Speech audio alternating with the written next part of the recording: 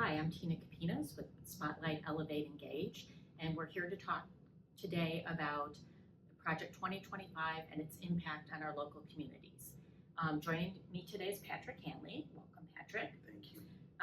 Patrick is a small business owner, former chair of the Winnetka Environmental and Forestry Commission, executive committee member for Openlands, co-founder of Operation Swing State, a volunteer with FairVote Illinois, and a candidate for Illinois State Senate 9th District. So we thank you with all of that going on for you taking the time to come and talk to us today. So let's talk about Project 2025. The administration is already on the road to making Project 2025 a reality. The plan touches on everything from public education to civil rights to immigration to reproductive rights to restructuring government agencies. Where do you see the Project 2025 agenda having the greatest impact on our local communities? Yeah, that's a great, and thank you so much for having me. Thank you to the Spotlight team for putting this together. Our worst fears are becoming reality. We talked about Project 2025 last year. We talked about what might happen if Trump is reelected. And now, in the last 3 months, we see that everything that we were worried about is totally justified. There is a website that I just want to put out there right at the beginning called project2025tracker.observe, where you can go and you can see everything, all the different parts of 2025 that have now been implemented and implementation status. And they estimate that 46% of what was in that 700, 800 page manual has now become law through executive order or more recently through the budget that was just passed and signed this summer. And in terms of the greatest impact at the highest level, what Project 2025 seeks to do is centralize the executive and create this unitary executive that some in the conservative movement have been trying to create since the Bush administration before. And it is an executive with tremendous centralized power in the office of the presidency, where before there were some checks and balances across the different agencies. Congress played a more important oversight role, the power of the purse, and also, in terms of protecting programs that Congress had created. Now, increasingly, the executive is able to destroy programs they don't like, to retrofit programs that they do, and just play a much, much more direct role in the functioning of our government. So what areas locally do you think we're going to see the biggest impact? Is it going to be education? Is it going to be something else? One of the things that have hit the communities extremely hard, where I am running to represent, communities like Skokie and Evanston in particular, is immigration enforcement. And this is immigration enforcement far beyond the way that the Obama administration did, which did quite a few deportations during its time and was criticized from the left for that. But this is far beyond in terms of violating due process, violating people's rights, sending contractors as well as masked agents in disguise to go pick people up off the streets, some of whom have turned out to be American citizens. So the way in which this administration has implemented its deportation program has been an egregious violation of human rights and a real terrifying precedent for the future centralization of federal power. And that's something that's hitting home every day right now. Mm-hmm. So as you're talking to people, I know you're campaigning now, what are they most concerned about? Is it immigration? Is it other things? What are you hearing from them? People are most concerned about the chaos across everything that you mentioned. Education, we'll get to the environment, I know, even foreign policy and defense, trade policy and prices, immigration certainly.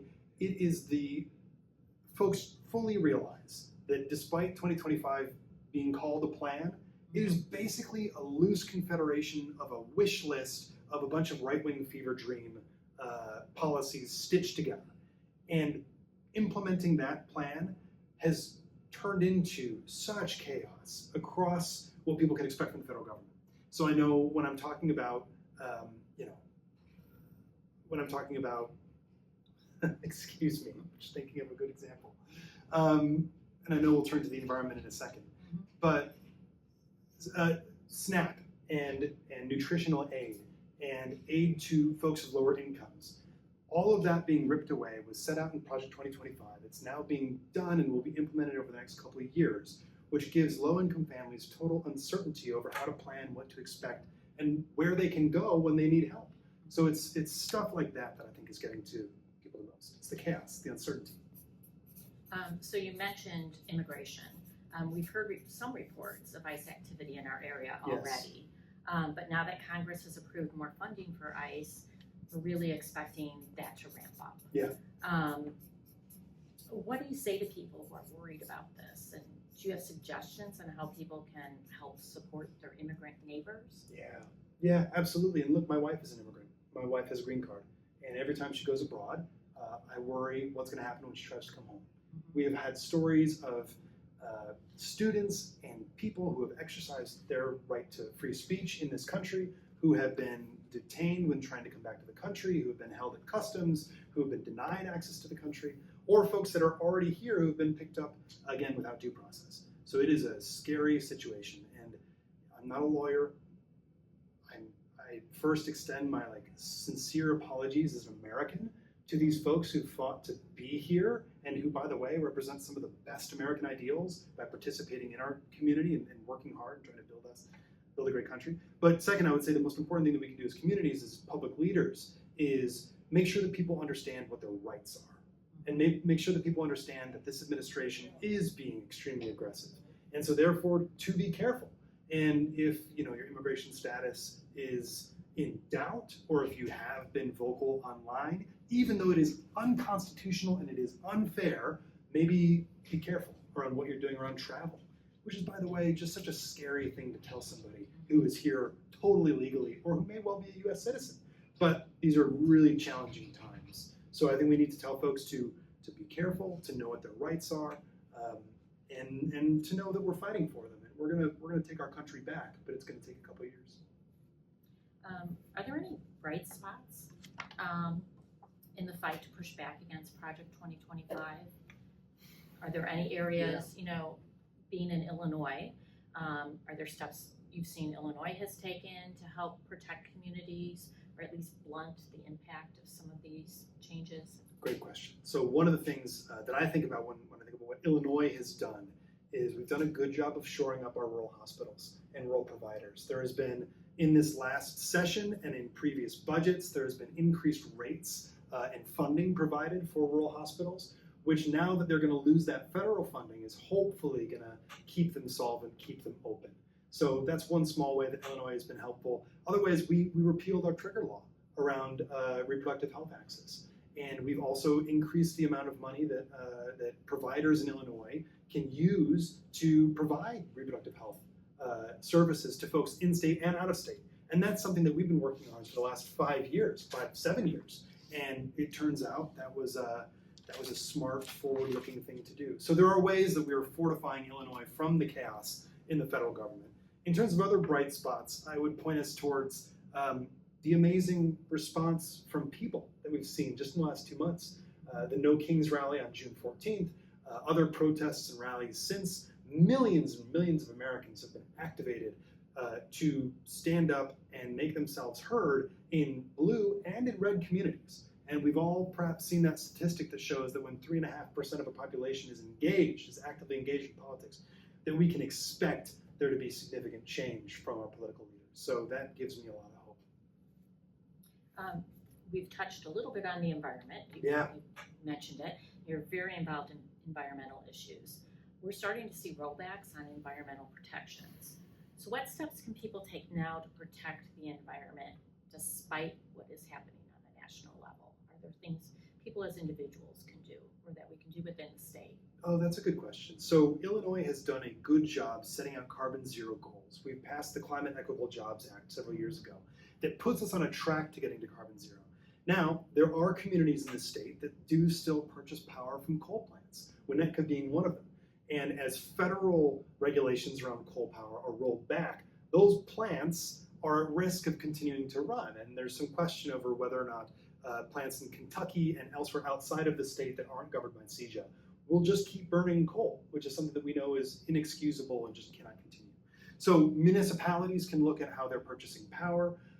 Those that are purchasing power on ComEd oftentimes have the opportunity to buy from renewable sources. So looking at your own consumption and seeing whether there's a green package that might cost a little bit more to you, but it might be worth it, especially in the context of other states not stepping up and meeting the moment. It's even that much more important that places like Illinois meet and exceed our carbon zero goals. So there's a lot that we can do around emissions. Energy efficiency and making sure that we're just being good stewards of our energy consumption is important. In a world where we can't trust the federal government to lead America through this climate crisis, it does fall on the states and the municipalities and on individuals and households to change the way our behavior, to change our consumption, and try and prevent the worst out of climate change. Is there anything that isn't on a lot of people's radars right now that you think should be? There's so much going on. It's hard to keep track of everything. Yeah. One of the things that I worry about a lot is the influence of this administration on enforcement agencies. So you mentioned the dramatic increase in funding for ICE. Well, ICE and Customs and Border Patrol already have a pretty hard time hiring. And if they hire more than the 1,000 or so officers that they do right now, you are very quickly going to start lowering standards. And you're going to bring in people that probably shouldn't be federal agents to begin with. And so we're going to see a huge influx of folks entering law enforcement, especially immigration enforcement, who shouldn't be there, which is going to create opportunities for abuse. And that's something that I really worry about quite a lot. I think there's been a lot said about sanctuary cities and sanctuary municipalities. Turns out that was a pretty foresighted policy because local law enforcement needs to retain the trust of people living in our communities. And if they're cooperating with federal agents that are getting more and more reckless, then why would communities trust going to the hospital or calling the police in totally legitimate cases of challenges at home? There are certain people who are pushing back against this administration. Yes. A lot of people. Yes. And the Project 2025 agenda in particular, by calling to representatives or attending protests. But the onslaught of actions by this administration is relentless. Yeah. How can we keep people from giving up and tuning out? Yeah, it's such an important question. And I think it dovetails with the way that we consume information and media as well, which in its own right is totally overwhelming. And I think it's on us to recognize that doom scrolling social media and spending too much time marinating in all the terrible things going on probably isn't helping you, and it probably isn't helping anyone else either. It's really important to stay informed. It's really important to know and to bear witness to what this administration is doing. But we have to protect ourselves. We have to draw lines. We have to recharge where we can, spend time with families and friends, so that when opportunities to make an impact do come, we can bring our whole selves to the fight. Because the truth is, we're going to protest, we're going to rally, we're going to write letters and make phone calls, and that all has a marginal impact. But the real fight is going to be next year when Democrats take back the House of Representatives and hopefully the United States Senate to finally provide a check on the blatant abuse of power from the executive and judicial branches. That's where the fight is, and we've got to be ready for it. We can't be burnt out in July of 2026. We need to be here for it. Mm-hmm. And what do you personally do to keep from burning out? Running a campaign takes a lot of time. Sure. And you're involved in a lot of other organizations. Yeah.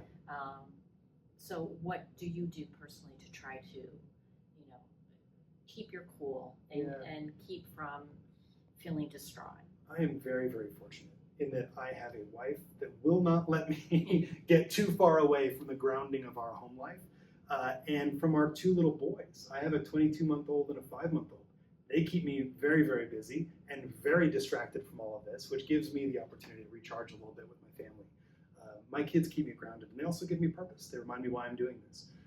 I think oftentimes when we do kind of get lost in the anxiety and the frustration of things, that pain can become abstract. And to the extent that we can ground it to our personal lives and ground it to our communities, I think that reminds us, it gives us the courage and the drive and the motivation that we need to get back into the fight. There are many people in our area who may say, my representatives have the same views that I do. They don't like Project 2025 either. Yeah. Calling or writing them doesn't matter. What would you say to that? I don't know that that's true. I think we give our representatives really important feedback, and we also give them courage, and we also give them, to an extent, ammunition that they can use in Springfield and in Washington when they're going to Republican colleagues, when they're making speeches from the dais to say, look, X thousand people have lit up my phones about this. People are really feeling the consequences of this policy or are really frustrated with this certain thing. I think it gives them a bit more moral heft, and they do appreciate hearing from us. I know, I've spoken to them. They really, really do. That said, we also need to go beyond. And I think that's part of what Operation Swing State was doing in 2024 and what it will do again in 2026 by making sure that we are activating our volunteers in Illinois in blue states, and we are helping elect Democrats in swing districts, in purple districts, both in Illinois and then in Wisconsin and Michigan as well.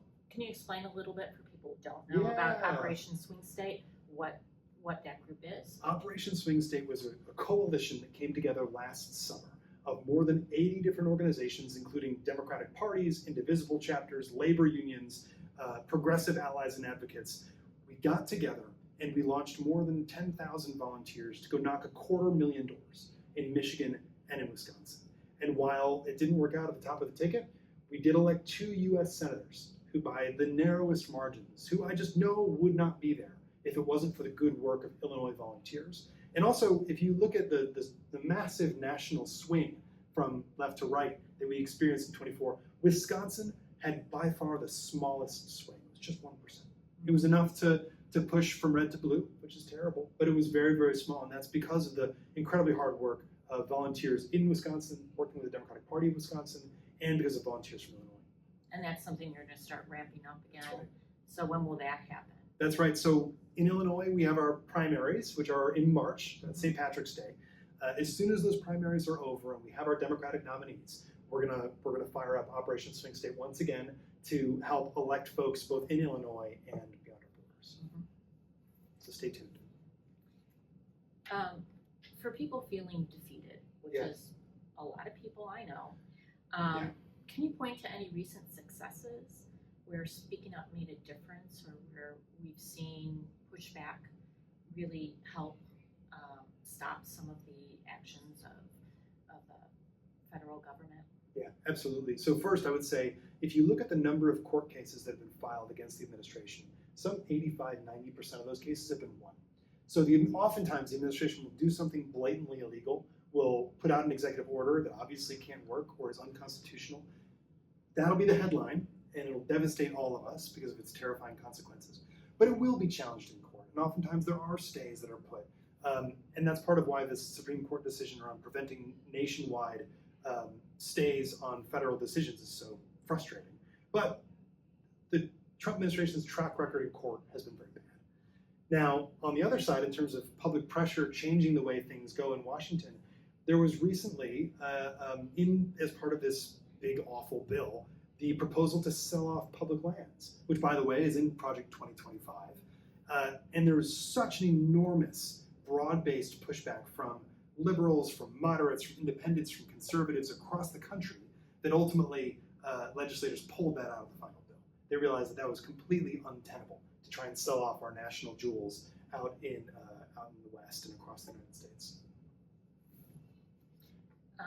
You're running for state office, so you're in the thick of these issues. You talked a little bit about what you're doing to personally stay sane while all this is going on. And you mentioned your family kind of grounding you. Is there anything else that you do in terms of how you consume media or just how you keep things kind of even keel? So this is a little bit unique because I'm a candidate for office, but that means I get to talk to a lot of people. I get to knock a lot of doors. I get to go to community events. And I gotta say, talking to typical Americans, to people in the community, also just helps give you a perspective that people, even if they're a bit conservative, even if they're a bit different from you ideologically, they really deeply care about other people. They're interested in the issues. They want to have a conversation with you. And it just reminds you that this democracy is this thing that we do together. And if we can convince enough people like that to agree with you on a certain path or a certain thing, that we can get it done. And I still do really firmly believe in that project. And I think that gives me optimism and it gives me hope. So are there specific things that you have found common ground with people who are conservative that, people who maybe have more conservative friends or, people who don't see things exactly the same way as them? Are there things that you've connected on or that you think others can connect on? The cruelty is a step too far for people. And look, this is a challenge. This is something that's very frustrating as somebody who's really campaigning hard against this administration, against Donald Trump. When the president talks about deportation in the abstract, For some reason, people can get on board with it. But when they see it happen in real life, and when they see American citizens, or when they see folks who have been here for 30 years, when they see pillars of the community picked up off the street, picked up outside of courthouses, ripped away from the arms of their families, that does change the way that they see this administration, changes the way that they see enforcement, and they have to relearn the lesson that enforcement is not pretty, especially when it's done without due process. And that's something that I've been able to connect over with independents, moderates, conservatives, folks who voted for Donald Trump, who are now hopefully regretting that decision, but are certainly offended by the way that the federal government has been fulfilling this mandate. I'm sure we've all had friends and family members who say, I just can't follow the news anymore. Yeah. And you said that, kind of a coping skill is to back off a little bit. Yes. So for people who want to do that, but still want to be informed, do you have any suggestions for, media that you follow?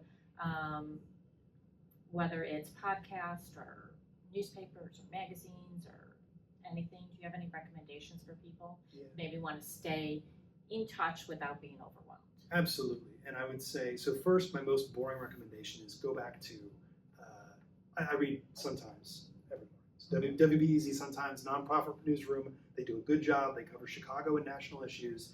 And it's a good way just to kind of keep informed without being overloaded. I think sometimes we have made the decision to get our news off of social media, and we forget that the way that social media makes money is to captivate your attention, to drive you a little nuts, to keep you scrolling. So I try and pull back, and I try and go back to written word and kind of print sources of media. But I also love a good podcast, and I love a good long-form podcast, and I particularly appreciate the way that podcasters can spend a few hours on a topic and really get into things. So I listen to a lot of Ezra Klein. I think he's providing a lot of really thoughtful, interesting, diverse conversations around what's happening right now, as well as a few forward-looking, possible ways we can get out of this mess and ways Democrats can re-earn trust from Americans. And I love Heather Cox Richardson. I love her writing, and I love her podcasts where she reads her essays. Those just give such beautiful, nuanced, elegant perspective from a historical context of what's happening every day in the times that we're living in. And we should mention too that on our website, we do have a list of news sources for people, mostly independent sources, things like newsletters. You mentioned the Sun-Times. They also have a free daily newsletter that people can sign up for. Of course, if you can afford to, make a donation. They are a nonprofit. AP, the Associated Press, also has a daily newsletter. Team Vote has a great weekly newsletter on politics. So there are a lot of sources that you can turn to without turning to the internet all the time. That's right.